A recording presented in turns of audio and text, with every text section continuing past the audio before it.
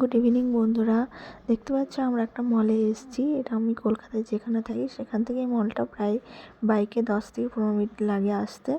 তো মলটা খুব সুন্দর।